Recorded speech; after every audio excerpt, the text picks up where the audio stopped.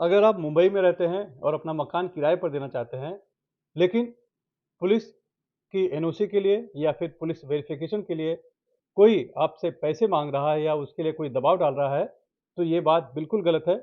Police की न तो एनओसी लेनी है, न तो वेरिफिकेशन करवाना है, सिर्फ़ और सिर्फ़ पुलिस को सूचना देनी है।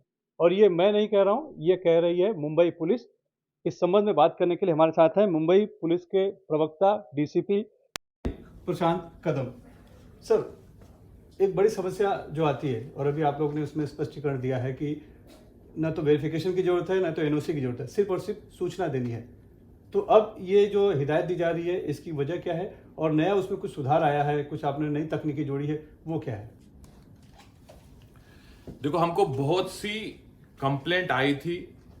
इसमें पुलिस वेरिफिकेशन, पुलिस एनओसी, ये वर्ड के नाम पे लोगों से, जो रेंट देने वाले लोग हैं या प्रॉपर्टी ओनर है, उनसे पैसे लेने की कंप्लेंट आई थी।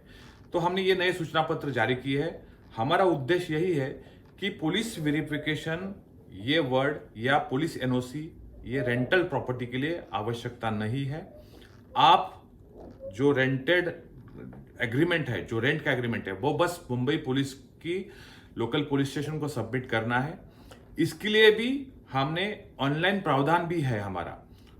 वो ऑनलाइन मुंबई पुलिस की वेबसाइट पे जाके अपना पूरा जो रेंट प्रॉपर्टी का जो डिटेल्स, रेंट ओनर कौन है, जिसको रेंट दे रहे उसका पूरा डिटेल्स, किसके माध्यम से वो रेंट व्यक्ति आया है उसकी डिटेल्स, ऐसा पूरा फॉर्म भर के वो सबमिट कर सकता है।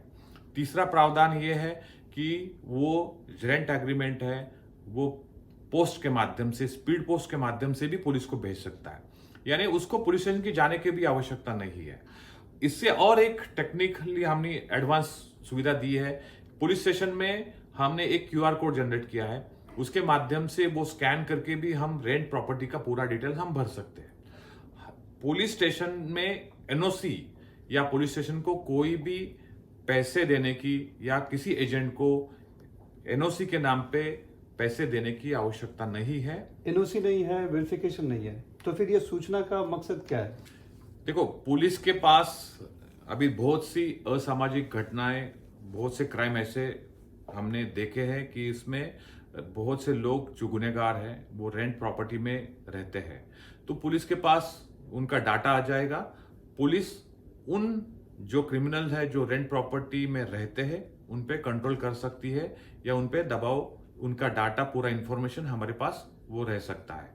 हम जो रेंट ओनर है, रेंट प्रॉपर्टी के जो देने वाले प्रॉपर्टी ओनर को, इनको भी हम सूचना देते हैं कि जब आप किसी भी रेंट प्रॉपर्टी को किसी आदमी को रेंटल पे देते हैं उस वक्त कृपया उसकी बायोडाटा कहाँ से आ गया है, क्या है उसका, वो किसके रेफरेंस से आ गए, वो भी खातरी कीजिए, जिससे भी भविष्य में कुछ घटना घटने से पहले उनको अपने रेंट वाले व्यक्ति के बारे में इंफॉर्मेशन हो।